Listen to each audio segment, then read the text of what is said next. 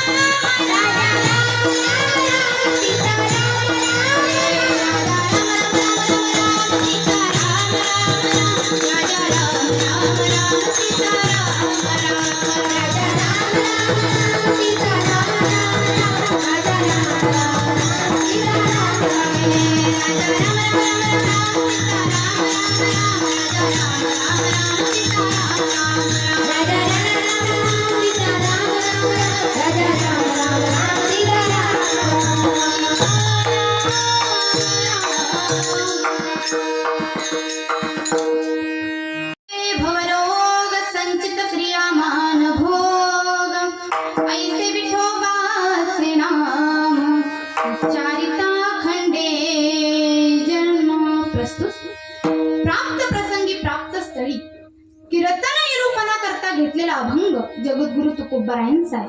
आणि अभंगाच्या माध्यमातून तुकोबाराय अखिल कोट ब्रह्मांड नायक रुक्मिणी प्राण संजीवन पंढरीश्वर महात्म्याच्या नामाची महती विशेष स्वरूपाने गातात. विठ्ठल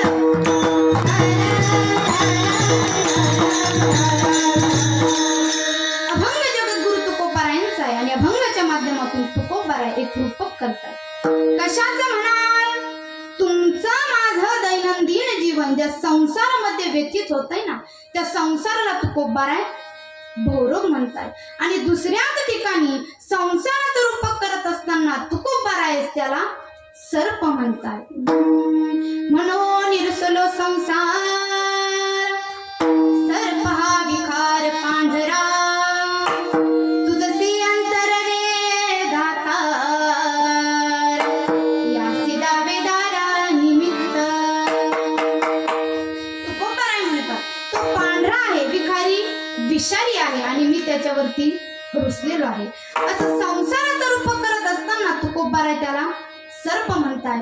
पण प्रतिष्ठान निवासी शांती ब्रह्म एकनाथ महाराज म्हणतात ओ तुकोबाराय, तुम्ही या संसाराचं रूपक करत असताना याला सर्प म्हणताय, पण माझ्या दृष्टीने संसाराचं रूपक करत असताना सर्प हे होत नाही. मग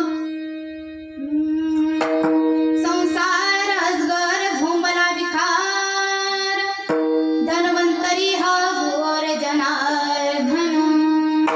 जनार्दन स्वामींच्या रूपात प्राप्त झालेले या संसारातून निवृत्त करण्याकरता त्यांनी माझ्यावरती कृपा केली. अर्थात अजगराने टाकलेल्या पुंस्कारातून मला मुक्त केलं. अर्थात नाथ महाराज याला अजगर म्हणतायत. भगवद्गीतेच्या 7व्या अध्यायामध्ये संसाराचं रूपक करत असताना त्याला माया नदी म्हणतायत. दैवी हे श्याम गुणमही मम माया दुरतया मामेव प्रपद्यन्ते मायामितां तरन्ते. किंवा विश्वमौली ज्ञानोबा म्हणतात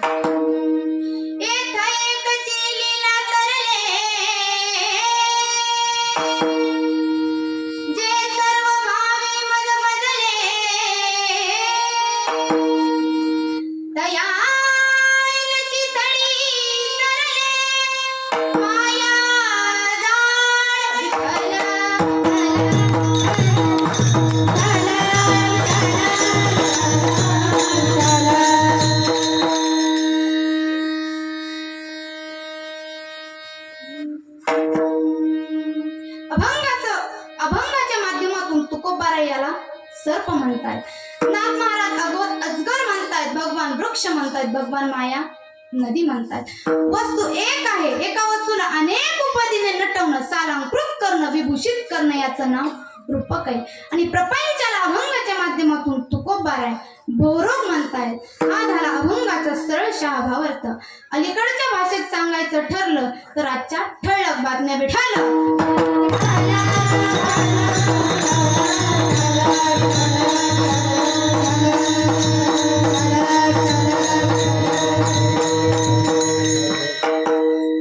मायबाप चालू असलेल्या आपल्या परमपावन भूमीमध्ये सेवा करण्याची संधी प्राप्त झाली. आपल्या गावात चालू असलेला सालाबाद प्रमाणे याही वर्षी चालू असलेला हा अखंड हरिनाम सप्ताह ज्यांच्या मार्गदर्शनाखाली चालू आहे असे गुरुवर्य हरिभक्तपरायण वैकुंठवासी तुकाराम बाबा व तसेच गुरुवर्य हरिभक्तपरायण वैकुंठ कारभारी बाबा व तसेच गुरुवर्य हरिभक्तपरायण वैकुंठवासी नारायण बाबा विधाटे व तसेच गुरुवर्य हरिभक्तपरायण वैकुंठवासी नारायण बाबा काळे व तसेच गुरुवर्य हरिभक्तपरायण वैकुंठवासी बाळकृष्ण महाराज ढगे शास्त्री यांच्या आशीर्वादाने व तसेच हरिभक्तपरायण उद्धव महाराज गुरुवर्य हरिभक्तपरायण उद्धव महाराज सबलस यांच्या प्रेरणेने तसेच गुरुवर्य हरिभक्तपरायण ज्ञानेश्वर महाराज सबलस यांच्या कुशल अशा मार्गदर्शनाखाली व तसेच वैकुंठवासी हरिभक्तपरायण गुरुवर्य काशीनाथ बाबा यांच्या 16व्या पुण्यतिथी निमित्त व तसेच महाशिवरात्री निमित्त चालू असलेला हा आपला अखंड हरिनाम सप्ताह. आणि या सप्त्यातली 4थ्या दिवसाची कीर्तन रूपी सेवा माझ्याकडे आली. मी माझं परमभाग्य समजते. कीर्तन करता उपस्थित हरिभक्त पारायण मृदंगावर ज्यांची गोड अशी थाप आहे असे आपले माऊली महाराज, त्यांचे मनापासून धन्यवाद मानते. खूप सुंदर असे पखवाज वाजवतात बाबा बुटकरी. व तसेच गायनाच्या साथीला असणारे आमच्या ईश्वरी दिदी असतील, तृप्ती दिदी असतील, साक्षी दिदी असतील, या देखील कीर्तनाकरता उपस्थित राहिले, त्यांचे देखील धन्यवाद. व तसेच टाळकरी गुरुवर्य हरिभक्त परायण माझेच मामाश्री गणेश महाराज उकिरडे हे देखील माझ्या कीर्तनाकरता उपस्थित आहेत, त्यांचे धन्यवाद. तसेच महाराज आपलं नाव संतोष महाराज चोपडे हरिभक्त पारायण महाराज देखील उपस्थित आहेत, त्यांचे धन्यवाद. तसेच ते नाव लक्षात राहत नाही असं होतं आम्हाला, बाळू मामा, हा ते देखील मामा माझे, ते देखील माझ्या कीर्तनाकरता उपस्थित आहेत. त्यानंतर आपले बाबा जाधव महाराज हे देखील कीर्तनाकरता उपस्थित आहेत. व आपले पेटी मास्तर काय हरिभाऊ हरवणे महाराज हे देखील कीर्तनाकरता उपस्थित आहेत. व ज्यांच्या माध्यमातून मला सेवा मिळाली असे किसन मामा असतील, आणखी मामाश्री माझे आजोबा, त्यानंतर सबलस महाराज व तुम्ही सर्वजण श्रोते मंडळी, तुमच्या सर्वांच्या माध्यमातून मला ही सेवा मिळाली. तुम्ही सर्वजण टाळकरी माळकरी विनेकरी तुम्हा सर्वांच्या चरणी नतमस्तक होते आणि कीर्तनाला सुरुवात करते.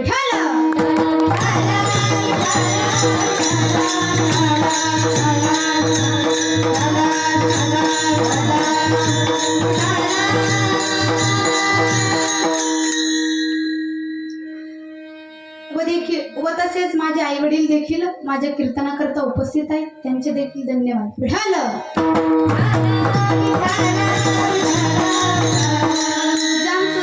चुकून नाव राहिलं बरं का, माझा आवाज तुमच्यापर्यंत जे पोहोचवतायत असे असणारे आपली माईक सिस्टीमचं नाव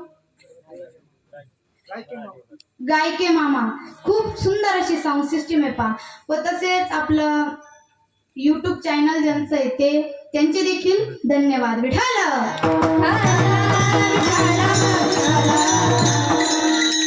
कल्पना करा, तुकोबारायांची कीर्ती वाऱ्यासारखी जगभरामध्ये पसरलेली आहे. कल्पना करा बरं का, कल्पना करा, तुकोबारायांची कीर्ती वाऱ्यासारखी जगभरामध्ये पसरलेली आहे. आणि तुकोबारायांची कीर्ती आपल्या गावातील काही साधकांच्या कानावरती आलेली आहे. माणसाचा स्वभाव आहे पहा, ज्या वेळेस माणूस दुःखाने त्रस्त होतो, कष्टी होतो, त्यावेळेस माणूस देवाकडे किंवा भगवत भक्तीकडे जातो. तसेच विविध त्रासाने त्रस्त झालेले, संसाराने दुखावले गेलेले हे काही साधक मंडळी आपल्या गावातून निघालेले, ज्याला पांतस्थानी पोहोचायचंय, ज्याला निश्चित स्थळी पोहोचायचंय, ज्याला परमसाध्येची प्राप्ती करून घ्यायची, अशा पांतस्थानी मार्गक्रमण करत असताना विचारत मार्गक्रमण केलं पाहिजे. आणि हे काही साधक मंडळी मार्गक्रमण करतायत, लोकांना विचारतायत का हो देवला हाच रस्ता जातो. आता हे महाराज विचारत मार्गक्रमण करतायत. आणि ज्यांना इतर गावी पोहोचायचंय अशा इतर गावी पोहोचताना विचारत मार्गक्रमण केलं पाहिजे. पहा, असंच एकदा म्हणजे माझ्या जीवनातला प्रसंग सांगते बरं का. असंच एकदा लातूर जिल्ह्यातील जेवळी गावाला कीर्तन होता. तर जेवळी गाव छोटं आहे, खेड आहे, तुम्हाला म्हणजे माहिती नसेल. त्या गावात कीर्तन होता. तर नवीनच ठिकाणी कीर्तन असल्यामुळे गावचा रस्ता हुकला. रस्त्याच्याच कडेला एक वयोवृद्ध बाबा उभे होते. आम्ही गाडी थांबवली आणि बाबांना म्हटलं, बाबा ऐकता का, आम्हाला जेवळी गावाला जायचंय, हाच रस्ता जातो का? त्यांनी गाडीत डोकावून पाहिलं. ते म्हटले महाराज येत वाटतं. म्हटलं हो. ते म्हटले महाराज तर रोजच फिरतायत म्हणे, त्यांना तर महाराष्ट्रातले सगळे रस्ते माहित पाहिजेत आणि हाच रस्ता माहित नाही का? मी मग आता शांत बसले. म्हणलं बाबा जरा हुशार दिसते. मी शांत बसले. मग बाबांना मी पुन्हा म्हटलं, बाबा सांगा की हो जेवढीला हाच रस्ता जातो का? बाबा म्हटले, ताई माझी 65 वर्षाची रनिंग चालू आहे पा, जन्मल्यापासून बघतो हा रस्ता कुणीकडेच जात नाही. मी मग थोडी निराश झाली आणि पुन्हा विचारलं, बाबा सांगा की हो कीर्तनाला जायचं उशीर झालाय हो. ते म्हटले, ताई तुम्हाला सांगितलंय पा, माझी 65 वर्षाची रनिंग आहे, मी जन्मल्यापासून बघतो हा रस्ता कुणीकडेच जात नाही. मी म्हटलं मग? ते म्हटले रस्त्याने जाणारे लोक जेवढी या गावाला जात आहेत विठाला. तर मी काय सांगत होते, मार्गक्रमण करत असताना विचारत मार्गक्रमण केलं पाहिजे. आणि हे साही साधक मंडळी मार्गक्रमण करतायत. जो भेटेल त्याला विचारतायत का हो तुकोबारायांचं घर कुठे. लोकांनी सांगितलंय पा, पुढे नगर जिल्हा लागेल, पुढे पुणे जिल्हा लागेल, पुढे हवेली तालुका लागेल. हे साही साधक मंडळी तुकोबारायांच्या गावामध्ये म्हणजे देहू या गावामध्ये पोहोचलेले आहेत. लोकांना विचारतायत तुकोबारायांचं घर कुठे. लोकांनी सांगितलं ह्या पा, हा समोरचा जो वाडा दिसतोय ना तेच तुकोबारायांचं घर आहे. हे साही साधक मंडळी तुकोबारायांच्या वाड्यासमोर जातात. तुकोबारायांना हाक मारतायत, तुकोबाराय हो तुकोबाराय. तर सकाळची वेळ होती, देवपूजा आटपली, नामस्मरणाला बसणार. त्या क्षणी या साही साधकांचा आवाज तुकोबारायांच्या कानावरती आला. हाकेला साथ देत तुकोबाराय बाहेर आले. या साही साधकांनी तुकोबारायांना पाहिलं. श्री संतांची माता चरणावारी, श्री संतांची माता चरणावारी, श्री संतांची माता चरणावारी, श्री संतांची माता चरणावारी.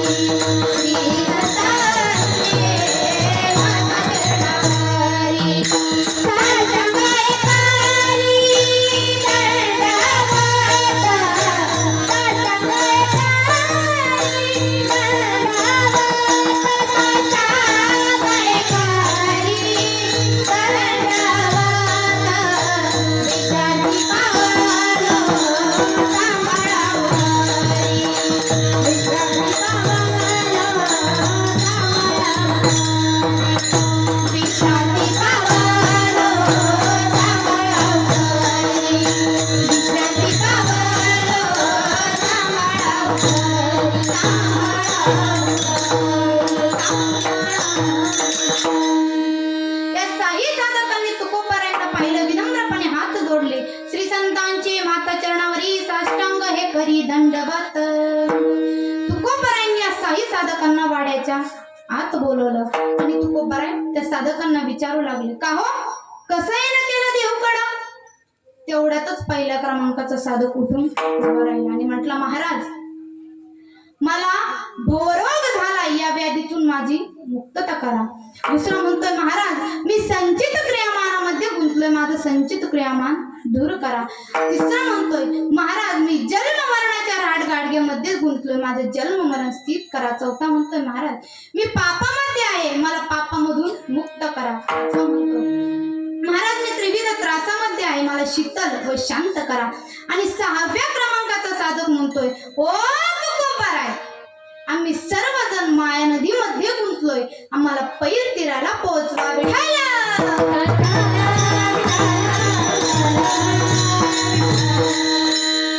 आता सांगा मला, ऐकलं तुम्ही लक्ष देऊन.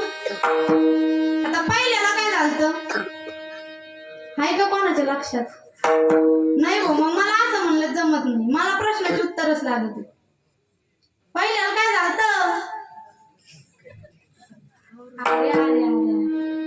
आता मला सांगावं लागेल. पहिल्याला भवरोग झालता, दुसरा संचित क्रियामानामध्ये होता, तिसरा जन्म मरणाच्या राहडगाडग्यामध्ये होता, चौथा पापामध्ये होता, पाचवा त्रिविध त्रासामध्ये होता आणि सहावा ऐकला असेल ना, 6वा माया नदीमध्ये होता. या साही साधकांचे प्रश्न तुकोबारायांनी ऐकून घेतले.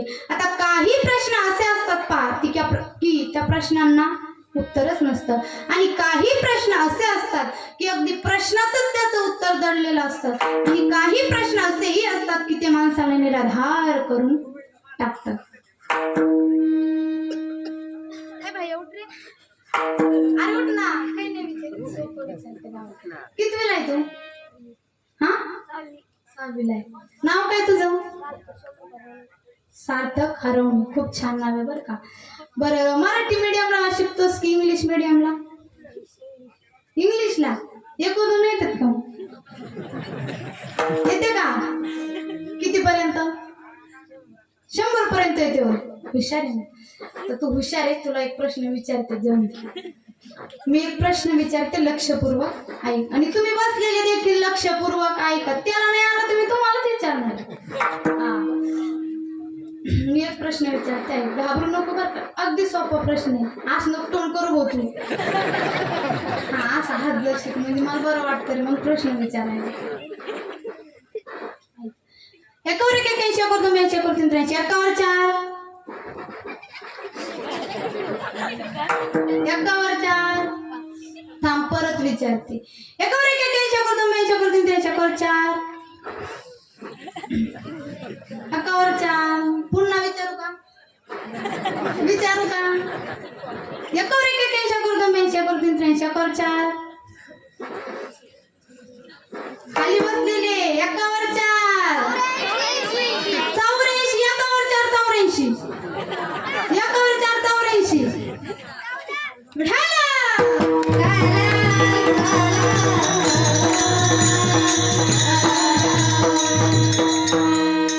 असंच पहा, मी मागे एका कीर्तनात मी एका मुलाला प्रश्न विचारला. कीर्तन झाल्यानंतर तो मुलगा माझ्याकडे आला आणि मला म्हटलं, ताई तुम्ही माझा भर कीर्तनामध्ये अपमान केलाय. आता मी तुम्हाला एक प्रश्न विचारतो. कीर्तन झाल्यावर आला बरं का तो. मी कीर्तनात विचारलं, तो कीर्तन झाल्यावर माझ्याकडे आला. मला म्हटलं, आता मी तुम्हाला एक प्रश्न विचारतो. मी म्हटलं, विचार बाबा. आता म्हटलं, लेकरू विचारून तरी काय विचारणार. मी म्हटलं, विचार. तो म्हटला, ताई पण मी तसं नाही विचारणार.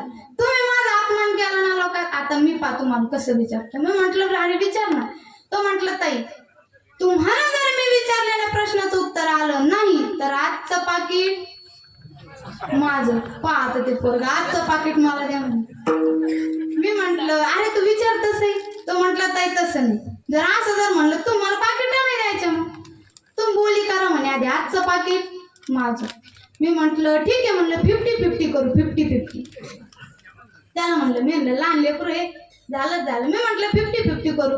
तो म्हटला, ताई ना 50-50 ना 20-20. हॅपी तुम्ही तुमच्या घरी आणि मी माझ्या घरी. मी म्हटलं, बाबा विचार, जाऊ दे विचार. तो म्हटला, ताई हा घ्या निळ्या शाईचा पेन. त्याने खिशातून पेन काढला आणि मला म्हटला, हा घ्या निळ्या शाईचा पेन आणि याने लाल लिहून दाखवा. आता तुम्हीच सांगा बरं, पेन कोणत्या शाईचा आहे? निळ्या. आणि याने कसं लिहायचंय? लाल. आता कसं लिहायचं ते? मी बऱ्याच वेळ विचार केला पण मला काही प्रश्नाचं उत्तर जमेना. मग मी म्हटलं, दादा मला नाही रे येत.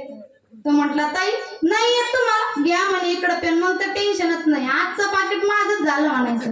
त्याने माझ्याकडून पेन घेतला, पेनाचं टोपण काढलं, ल काढलं, लाला काना दिला, आणखी एक ल काढलं, वरून रेष दिली आणि हे घ्या म्हणे ताई लाल विठाला.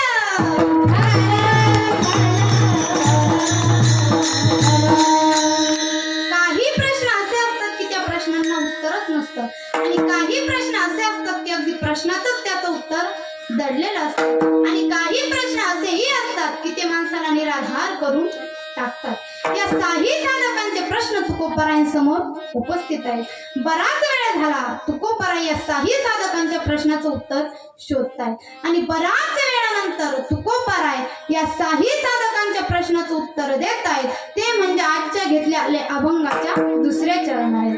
ऐसे विठोबाचे नाम, ऐसे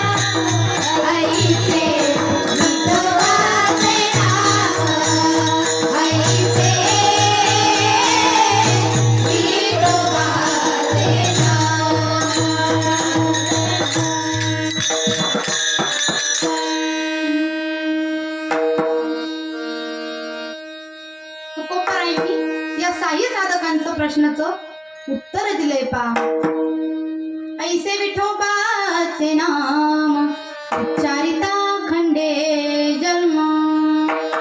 पहिल्या क्रमांकाच्या साधकाचं समाधान झालं आणि दुसऱ्या क्रमांकाचा साधक उठून उभा राहिला.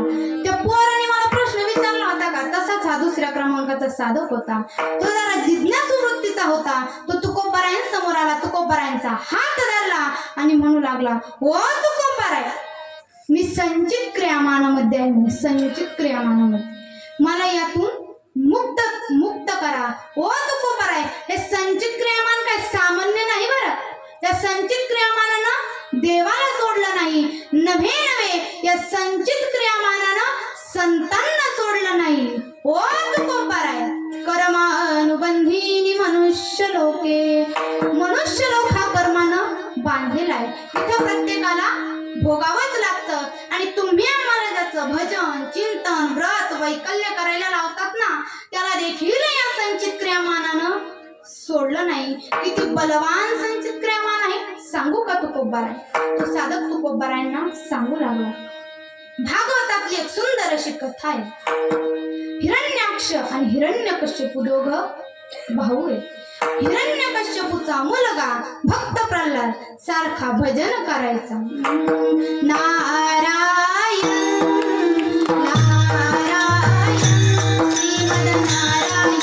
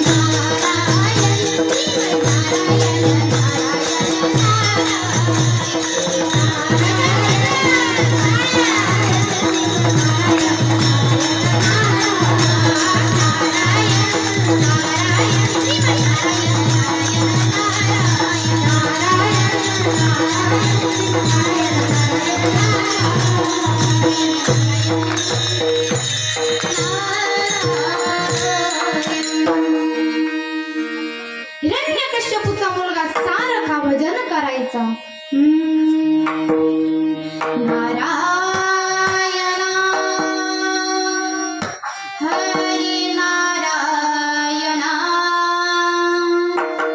ओम नमो श्री नारायण. हिरण्यकश्यपूने विचारलं, ए प्रल्हादा, काय बाबा, अरे कुठे तुझा देव? माझा देव घट घट में हे राम रमैया, कन कन में भगवान, सर्व घटी राम देहाती एक, किंवा विठ्ठल जळी स्थळी भरला, तिचा नामनाई उरला, विठ्ठल जळी स्थळी भरला, तिचा नामनाई उरला, जळी स्थळी भरला, तिचा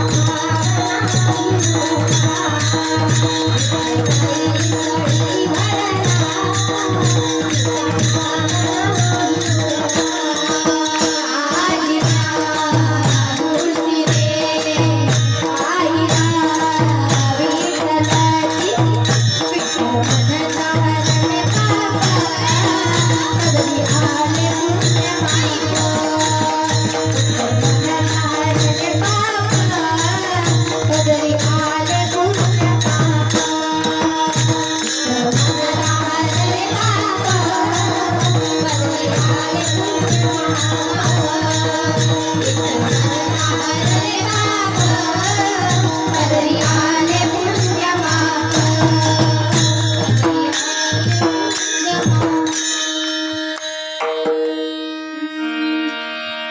प्रल्हादा, काय बाबा?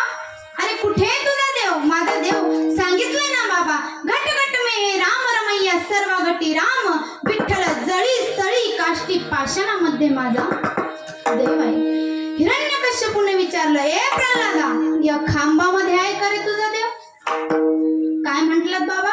या खांबात? हो बाबा, नक्की निश्चितच या खांबात माझा देव आहे. हिरण्यकश्यपूला राग आला आणि हिरण्यकश्यपूने खांबावरती लाथ मारली. खांबावरी लाथ मारली दुर्जने, स्तंभी नारायण प्रगटला.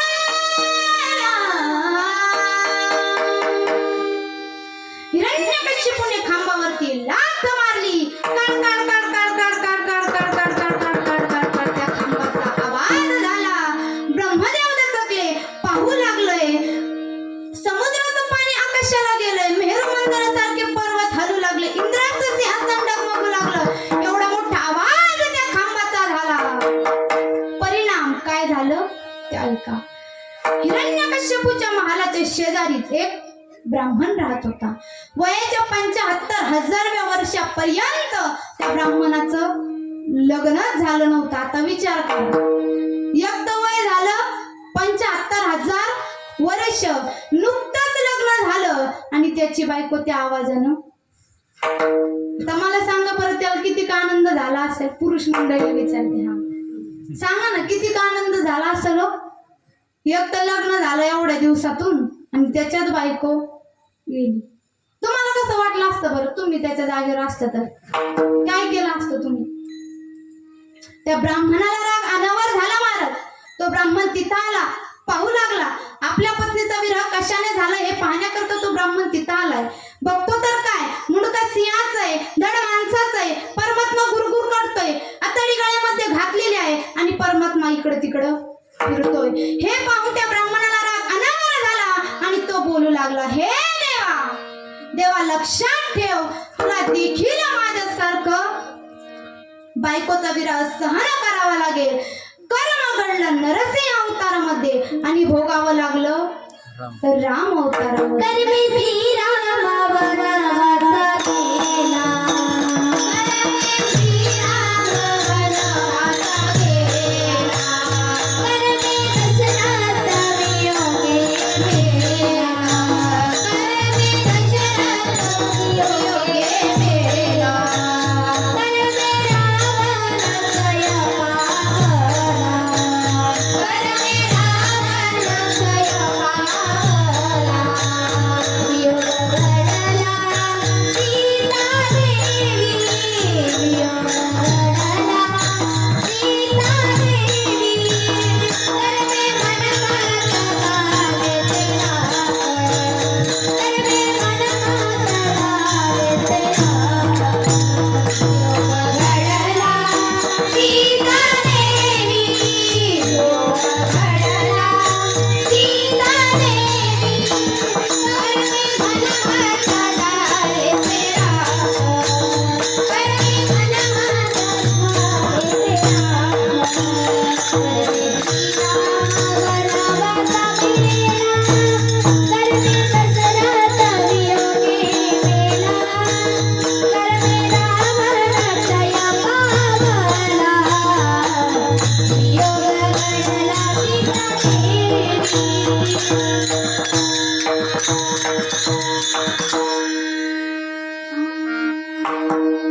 कर्मे श्रीराम वनवासा गेला, कर्मे दशरथ वियोगे मेला, कर्मे रावण क्षय पावला, योग घडला सीता देवी.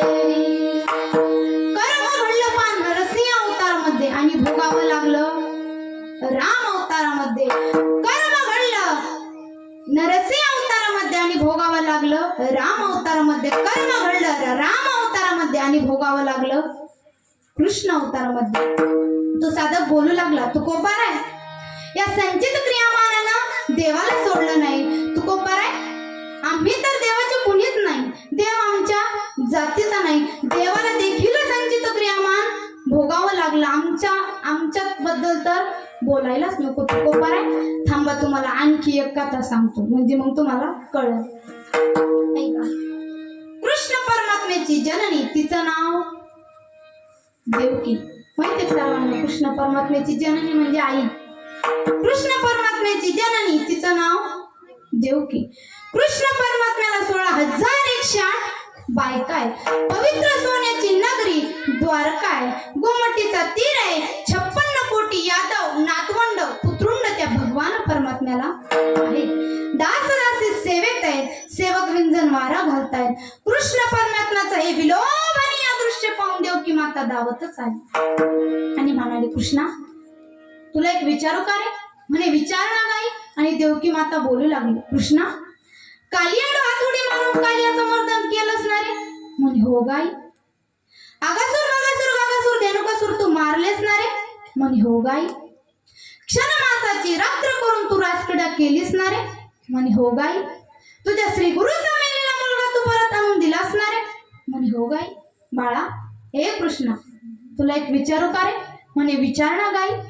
कृष्णा ऐक, माझा सख्खा भाऊ म्हणजे तुझा सख्खा मामा त्या मथुरेचा राजा, त्यानं राधा कंसानं माझी 6 मुलं मारली. किती? 1 नाही 2 नाही 3 नाही 4 नाही 5 नाही, किती? 6 मुलं मारली. कृष्णा तेवढे मला परत आणून देतोस का रे? तर जगाचा बाप आहे कृष्ण परमात्मा, पण देवकी मातेसमोर खाली बघतोय. अरे कृष्णा हे कृष्णा, अरे मी तुला काय म्हणते, त्या नराधमाने मारलेली जी 6 मुलं आहेत ना, ती तुझे सख्खे भाऊ आहेत रे कृष्णा, तुझे सख्खे भाऊ आहेत. अरे एका एका बाळाला जन्म देताना किती यातना होतात ना, याची जाणीव तुला नाही रे कृष्णा. 9 महिने 9 दिवस ते गर्भाधान उदरामध्ये साठवावं, प्रसूतीच्या भयानक यातना सहन कराव्यात आणि प्रसूत होता क्षणी त्या नराधम कंसानं यावं, तिला गुंडाळावं, हिसकावं, गर गर गर गर गर गर गर गर फिरवावं आणि धाड दिवशी जमिनीवर आपटावं. ठिकऱ्या ठिकऱ्या व्हाव्या, जीवाची लाही लाही व्हावी. आणि हे घडणारं दृश्य जर उघड्या डोळ्यानं पाहिलं ना, की असं वाटतं त्या नराधम कंसाच्या नरडीचा घोट घ्यावा. अरे कृष्णा तुला नाही रे कळणार आईचं प्रेम, आईची ममता काय असते ते. जगद्गुरु तुकोबाराय फार गोड वर्णन करतायत. आईची कळवळ्याची जाती, हो आईची कळवळ्याची जाती, आईची कळवळ्याची जाती, हो आईची कळवळ्याची जाती, हो आईची कळवळ्याची जाती, हो आईची कळवळ्याची जाती, हो आईची कळवळ्याची जाती, हो आईची कळवळ्याची जाती. कळीला भावी न प्रीती, कळीला भावी न प्रीती, आईची कळवळ्याची जाती, हो आईची कळवळ्याची जाती. कळीला भावी न प्रीती, कळीला भावी न प्रीती, आईची कळवळ्याची जाती, हो आईची कळवळ्याची जाती.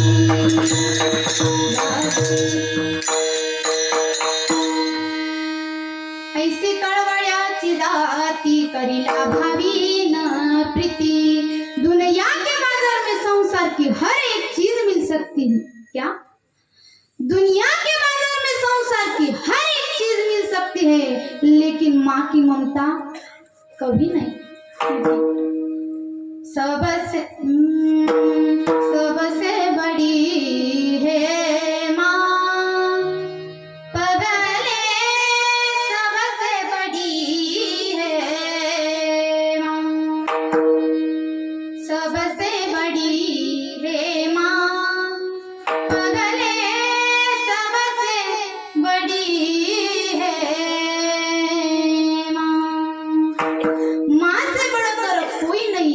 देती है दुआ, पगले सबसे बडी है माँ.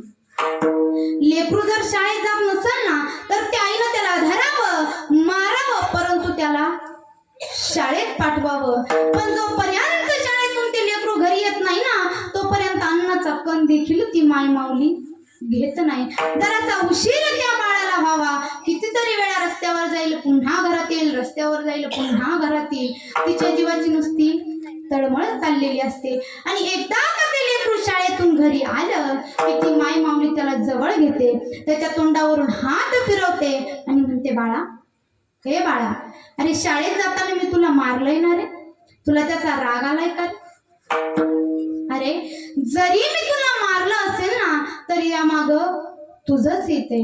लेकरू लुळा असू द्या, पांगळं असू द्या, खुळं असू द्या, मुक असू द्या, बहिर असू द्या, पण त्याचं हितच ती माय माऊली बघते. कृष्णा, तुला नाही रे कळणार आईचं प्रेम, आईची ममता, आईचा त्रास काय असतो ते.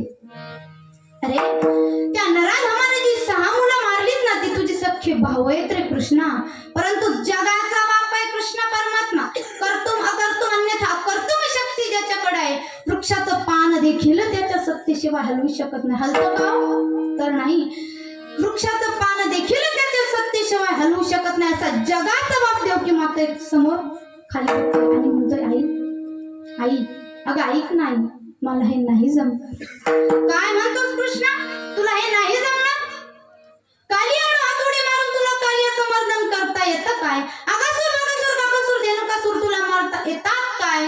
तुझ्या श्री गुरुचा मेलेला मुलगा तुला परत आणून देता येतो काय? क्षणमासाची रात्र करून तुला राजक्रीडा करता येते काय? आणि तुला हेच जमणार नाही? तुला हेच अशक्य आहे? तुला हे का जमणार नाही कृष्णा? बोल ना रे. अरे तुला हे का जमणार नाही? आई, मला हे नाही जमणार. कारण आहे काही, मागील जन्मी 34 मत्सरे पोटी तू तुझ्या सवतीची 6 मुलं मारली, त्याचा आधी कर्म भोग. केले कर्म झाले तेजी भोगाले, केले कर्म झाले तेजी भोगाले, केले कर्म झाले तेजी भोगाले, केले कर्म झाले तेजी भोगाले, केले कर्म झाले तेजी भोगाले, केले कर्म झाले तेजी भोगाले, केले कर्म झाले तेजी भोगाले, केले कर्म झाले तेजी भोगाले.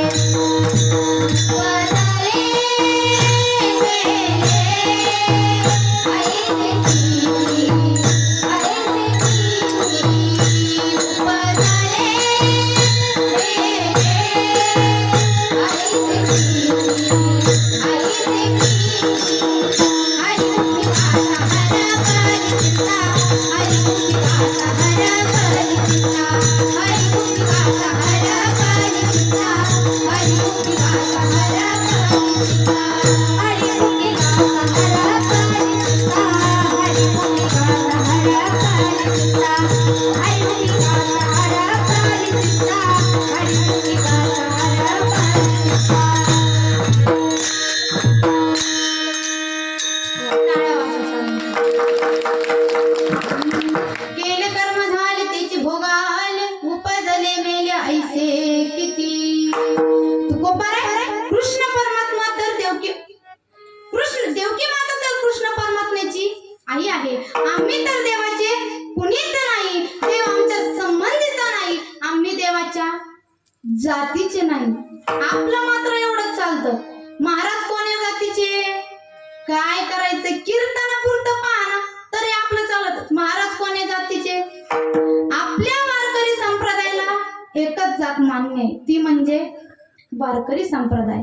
सर्व जाती जमाती धर्मांना सामावतो तो म्हणजे वारकरी संप्रदाय. सर्व जाती जमाती धर्मांना सामावतो आणि सर्वांना पाचारण करतो.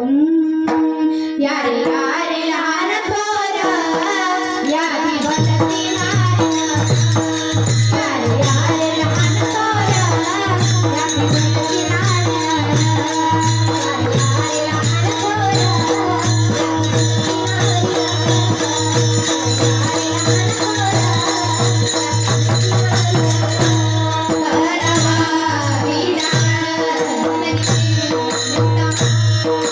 करावा विचार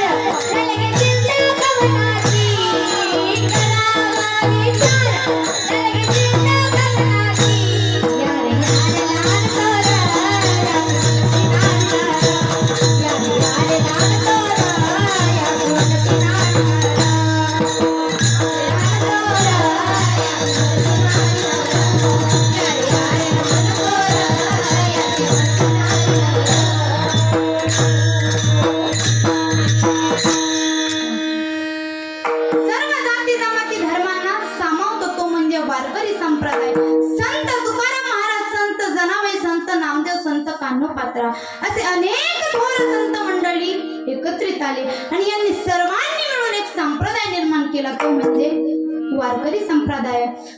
सर्वांना पाचारण पण केलंय. यारी यारी लहान थोर याती भलती नारी नर करावा विचार न लगे चिंता कवणाची. तुकोबाराय, तुम्ही आम्हाला त्याचं नामचिंतन करायला लावतात, तुम्ही आम्हाला त्याचं जप तप यज्ञ यगादी कर्म तुम्ही आम्हाला त्याचं करायला लावतात, तो आमचं संचित क्रियामान घालवेल का?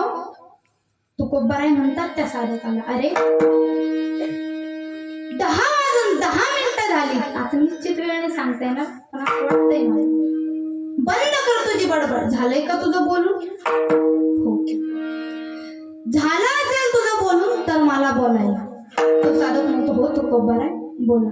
ऐक, तुला जर तुझ्या जीवनातलं संचित क्रियामान घालवायचं असेल ना, तर याकरिता तुला नामचिंतनच करावं लागेल. ऐसे विठोबाचे नाम उच्चारिता खंडे जन्म. तुकोबाराय त्या साधकाला सांगतायत. पुन्हा तो साधक बोलू लागला, तुकोबाराय, मग या नामचिंतनाचा आणि संचित क्रियामानाचा संबंध काय? पहा आता हे साधक तुकोबारायांना विचारतोय, काय तर संचित क्रियामानाचा आणि नामस्मरणाचा संबंध काय? तुकोबाराय त्याला संबंध सांगतात, ऐका. सदैव नामस्मरण केल्याने अंतकरण पवित्र होतं आणि पवित्र अंतकरण झाल्याच्या नंतर त्याची स्थिती महात्म्याची राहत नाही. महात्मा नसतो मां पार्थ दैवी प्राकृती माश्रित भजन्ते ज्ञानो मनसो ज्ञात्वा भूत्वादि मव्ययम्. त्याची स्थिती महात्म्याची राहत नाही, तो मोठा बनतो, विशाल बनतो आणि त्याला ब्रह्मज्ञान प्राप्त होतं. बरं, ब्रह्मज्ञान प्राप्त झाल्यानंतर काय होतं? तर ब्रह्मज्ञान प्राप्त झाल्याच्या नंतर ब्रह्मज्ञानाचा जो ब्रह्माग्नी आहे ना, तर तो ब्रह्माग्नी प्रकट होतो आणि ब्रह्माग्नी प्रकट झाल्याच्या नंतर त्याचं जे काही कर्म आहे, जे काही संचित क्रियामान आहे, ते संपल्या जातं, नष्ट होतं. त्यामुळे तुला जर तुझं संचित क्रियामान घालवायचं असेल तर याकरिता तुला नामचिंतनच करावं लागेल. तो साधक म्हणला, ठीक आहे, आता याच्यावर एकच औषध आहे म्हटल्यावर आपल्याला हेच करावं लागेल. तो साधक नामचिंतनाला लागून गेला, त्याचं समाधान झालं. लगेच तिसरा उठला. तू म्हणत असताना काय साधक लावले बाबा, पण तुम्हाला सांगत आहे नामस्मरण, नामस्मरणाची ताकद काय ही तुम्हाला सांगते, ऐका. तिसऱ्या क्रमांकाचा साधक उठला आणि तुकोबारायांना बोलू लागला, तुकोबाराय, किती वेळा जन्म यावे आणि नित्य व्हावे फजित, किती वेळा जन्माला यायचं आणि किती वेळा मरायचं, नेमकं मरणासाठी जन्म की जन्मासाठी मरण? तो साधक बोलू लागला. आता दुसऱ्या क्रमांकाच्या साधकाचं समाधान झालं म्हणल्यावर याला राग आला, त्याच्यामुळे तो एवढं ताव खाऊन बोला. कारण आता तुम्हाला तर माहितीच आहे, आपल्या शेजाऱ्याचं जर चांगलं झालं तर आपल्याला थोडाच आनंद होतो का? कोण आहे बरं असं की दुसऱ्याचं चांगलं झालं आणि त्याच्या मनात असं लयच चांगलं वाटायला की आपल्या मित्राचं कोयना चांगलं झालं? वाटतं कोणाला? नाही वाटत असलं सांगा, आपण त्याचा इथं सत्कार करून ज्याला वाटतंय त्याचा. तर नाही, कोणालाच वाटत नाही. तुमचं काय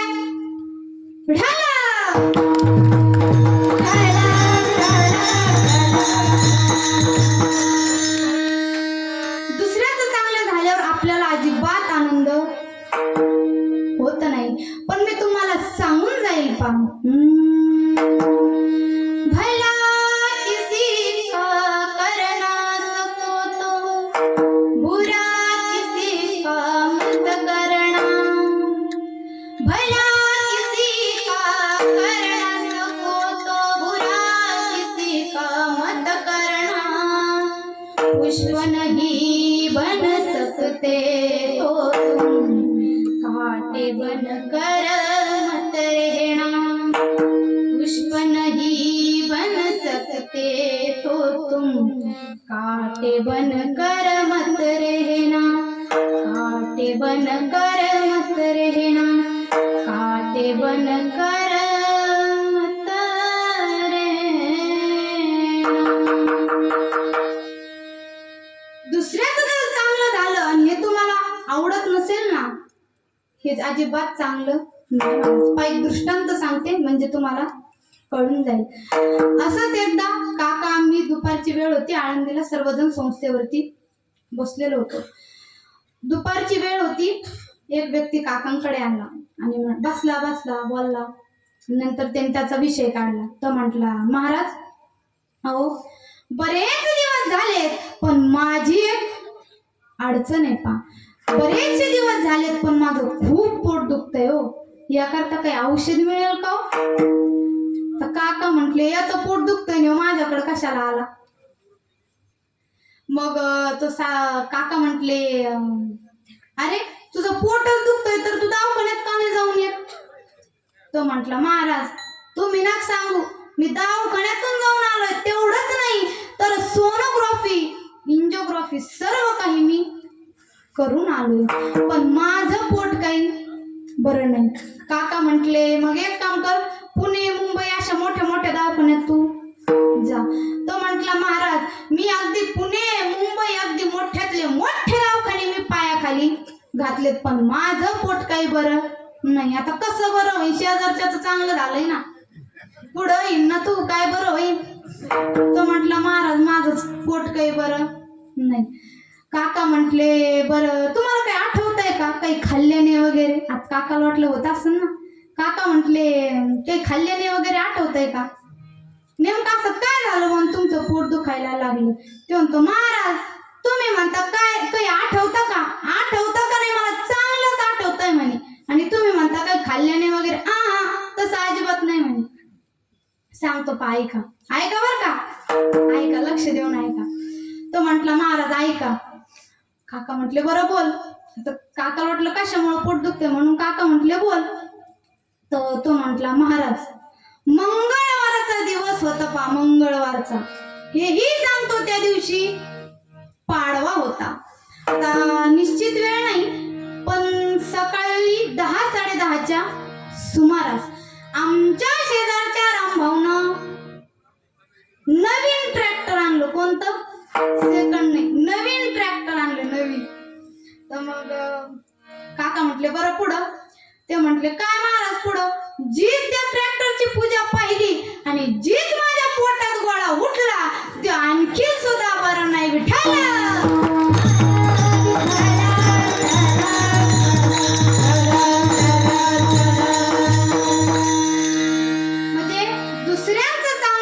चांगलं झाल्यावर आपल्याला आनंद होतो असं अजिबात नाही, कुणालाच आनंद होत नाही. उलटा आपल्या डोक्यात असा विचार चालवतो, आता याचं असं झालंय ना, आता याचं आपण आता असं कसं करायचं, काय करायचंय, ज्याचं त्याचं पहा ना तुम्ही. तसं नाही महाराज, सगळ्याच तसं असते. जाऊ दे. तुकोबाराय तिसऱ्या साधक तुकोबारायांना विचारतोय, तुकोबाराय किती वेळा जन्माला यायचं आणि किती वेळा मरायचं? जन्मासाठी मरण की मरणासाठी जन्म? तुकोबाराय म्हणतात, ऐक, तुला ना जन्म मरणातून मुक्त व्हायचंय ना, तर याकरिता तुला सुद्धा नामस्मरणच करावं लागेल. तो साधक म्हटला, तुकोबाराय मग त्याला तेच औषध आणि मला तेच औषध का होईल का मग माझं बरं? तुकोबाराय त्याला म्हणतात, ऐक रे, तुला जर तुझं जन्म मरण घालवायचं असेल ना, तर याकरिता तुला नामचिंतनच करावं लागेल. ऐसे विठोबाचे नाम उच्चारिता खंडे जन्म. मग तोही साधक तुकोबारायांना विचारू लागला, तुकोबाराय मग नामस्मरण केल्याने माझं जन्म मरण स्थित होईल का, संपेल का? तुकोबाराय म्हटले, हो बाबा, तुला देखील नामचिंतनच करावं लागेल. तो साधक म्हटला, ठीक आहे. तोही साधक नामचिंतनाला लागून गेला. लगेच चौथा उठला. बरं मग आता चौथा उठला तर चौथा बोलू लागला, तुकोबाराय तुम्ही त्या तिन्ही साधकांचं समाधान केलं पण माझं कोण करेल? तुकोबाराय म्हणतात, हे काय, मी आहे ना म्हणून, तुला देखील मी नामचिंतनालाच लावतो. ऐक.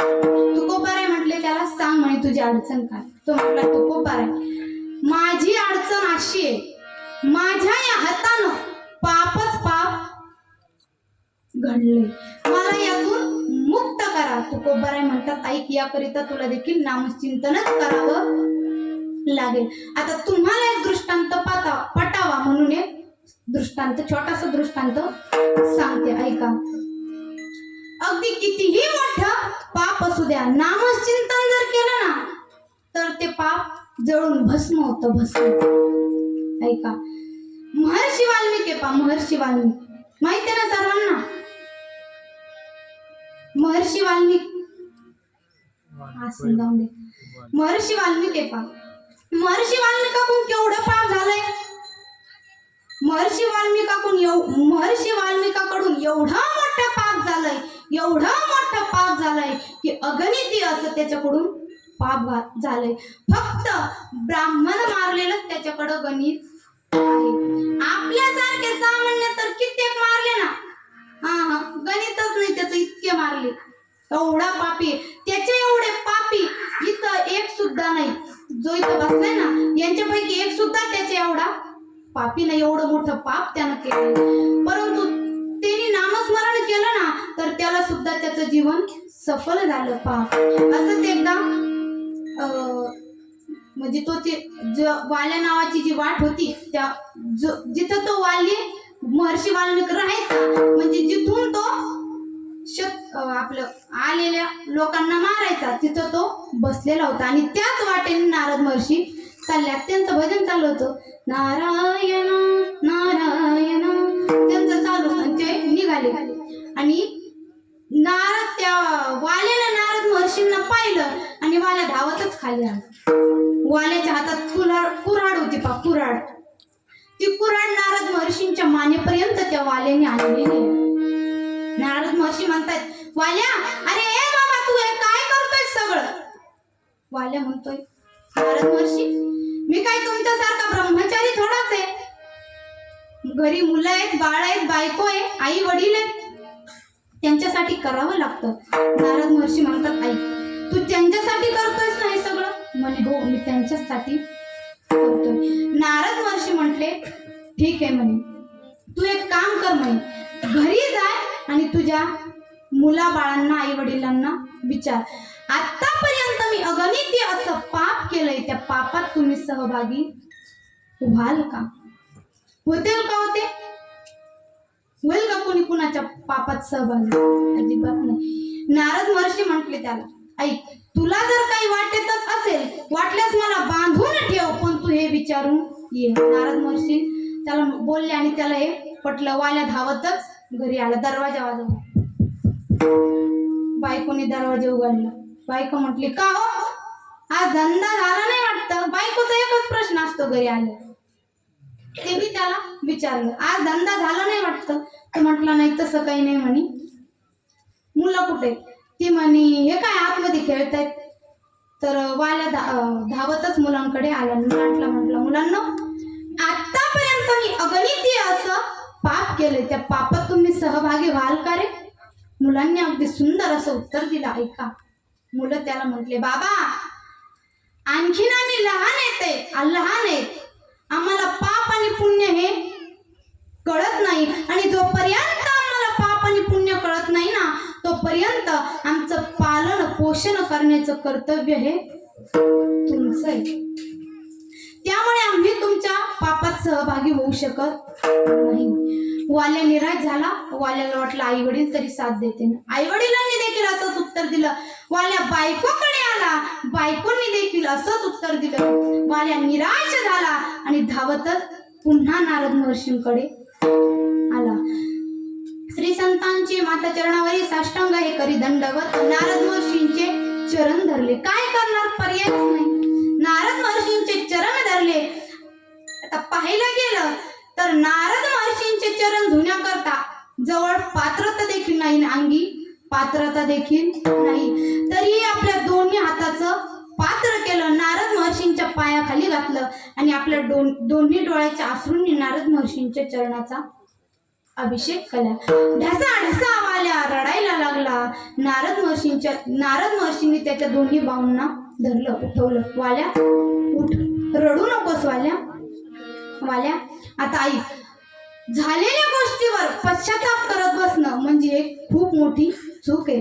वाल्या, तू आता न पश्चाताप करता नामस्मरणाला लाग. आता वाल्यानं नामस्मरण केलेलंच नव्हतं. वाल्याला प्रश्न पडला. वाल्या म्हटले, नारद महर्षी, मी नामस्मरण केलेलंच नाही. मला फक्त मारा, तोडा, झोडा याशिवाय मला काहीच येत नाही. नारद महर्षी म्हटले, ठीक आहे, तुला मारा येतं ना म्हणे? मारा. वाल्या म्हटलं, हो नारद महर्षी, मला मारा येतं. नारद महर्षी म्हटले, ठीक आहे म्हणे, तू मारा नावाचा जप चालू कर. वाल्याचा जप चालू झाला. मारा मारा मारा मारा मारा मामा रामा रामा, मारा माराचं कधी रामा रामा झालं हे वाल्याला देखील कळालं नाही. खूप अशी साधना झाली आणि खूप दिवसांनी नारद महर्षी पुन्हा तिथं आले. नारद महर्षींनी त्याला पाहिलं. तो नारद महर्षींकडे धावतच गेला आणि म्हटला, महाराज, आतापर्यंत या हातानं पापच पाप घडलंय, आता या हातानं काहीतरी भगवत कार्य घडावं एवढी इच्छा बाकी. नारद महर्षी त्याला म्हणतात, अरे हेच तर सांगण्याकरता मी इथं आलोय ना. ऐक, इथून पुढं 10,000 वर्षानंतर या पृथ्वीचा, या भूतलाचा तारणहारा परमात्मा या भूतलावरती जन्माला येणार आहे. तू त्याचं चरित्र लिहून तयार कर. सोपं आहे का महाराज? आणखी वस्तूच निर्माण झाली नाही तिच्याबद्दल लिहायचं सोपं नाही, पण नामस्मरणाची ताकदच ही आहे. वाल्याने चरित्र लिहायला चालू केलं. पहिला श्लोक लिहिलाय वाल्याने, चरितम रघुनाथस्य शतकोटी प्रविस्तरम एक एक अक्षरम पुंसा महापातक नाशनम. 100,000 श्लोकांचं चरित्र वाल्यानं लिहिलं. विठाल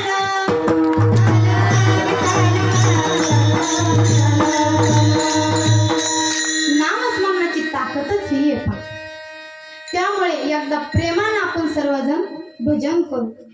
वर हात करा सर्वांनी, म्हणजे मला मग दिसन कोण टाळ्या वाजते कोण नाही वाजत. पाहते आता बाबा.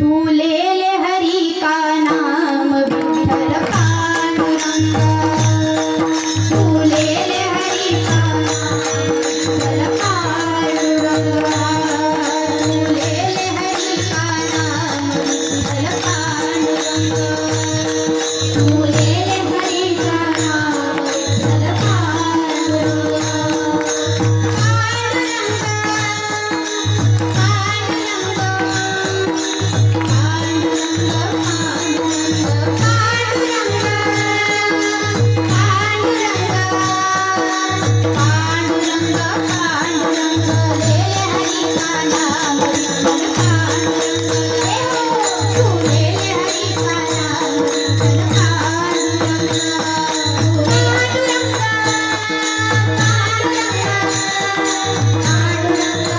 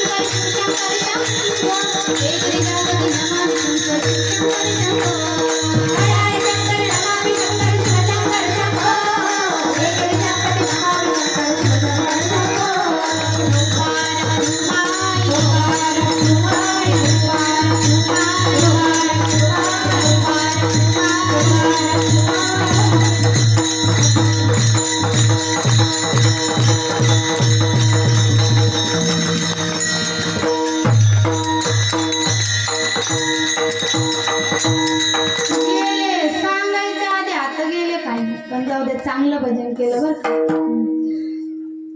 या 4-5 साधकांचं समाधान झालं आणि 6व्या क्रमांकाचा साधक उठलाय पा आणि म्हणतोय, तुकोबार आहे, बराच वेळ झालाय, पण माझी अशी एक अडचण आहे.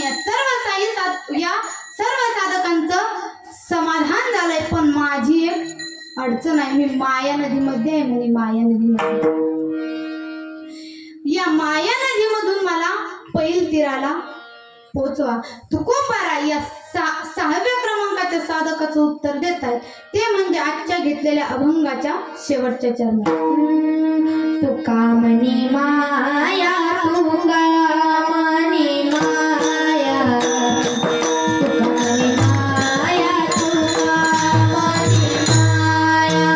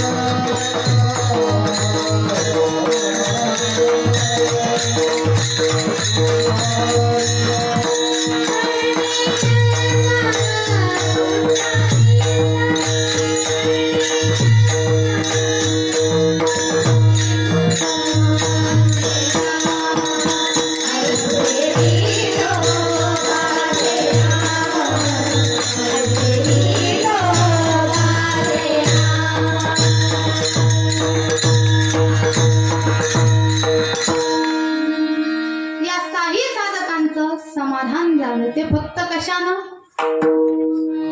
नामचिंतनानं. आता तुम्ही तुमचं ठरवा, तुम्हाला करायचंय का नाही करायचंय. सांगण्याचं माझं काम होतं तेवढं मी केलंय. आता तुम्ही तुमचं पुढचं ठरवा. पुन्हा एकदा माझ्या सेवेकरता उपस्थित मृदंगावर माऊली महाराज असतील त्यांचे पुन्हा एकदा धन्यवाद. पेटी मास्तरांचे देखील धन्यवाद. माझ्या गुरु बहिणींचे देखील धन्यवाद. त्यानंतर सर्व टाळकऱ्यांचे देखील धन्यवाद. ते दादांचे नावच घ्यायचं विसरलं होतं ना, ते गावातले तर संस्थेचे कोणाच्या संस्थेचे गुरुवर्य हरिभक्तपरायण नजन महाराज यांच्या संस्थेतील देखील सर्व आमचेच बंधू माझ्या कीर्तनाकरता उपस्थित आहेत, त्यांचे देखील मनपूर्वक धन्यवाद. तसेच आपले विनेकरी बाबा असतील त्यांचे देखील मनपूर्वक धन्यवाद.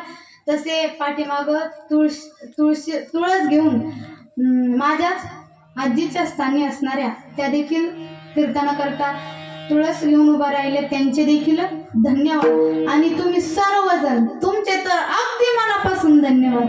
सोपं नाही महाराज, कारण मंदिर थोडं इकडे आहे ना, थोडं शेतात, आणि गावातून सर्वजण माझ्या कीर्तनाकरता आले. आता तुम्ही म्हटले असते चला पोहोच कस काय बोलती पोरगी, पण काही एवढं काही जमत नाही, नवीनच आहे. जशी जमेल तशी अल्पशा वेळामध्ये सेवा करण्याचा प्रयत्न केला. झालेली सेवा माऊली ज्ञानोबारायांच्या चरणी, तुकोबारायांच्या चरणी, आई वडिलांच्या चरणी, भोलेनाथांच्या चरणी, तुम्हा सर्व श्रोते मंडळांच्या चरणी समर्पित करते आणि सेवेला सुरुवात करते, नाहीतर पूर्ण विराम देते. विठ्ठल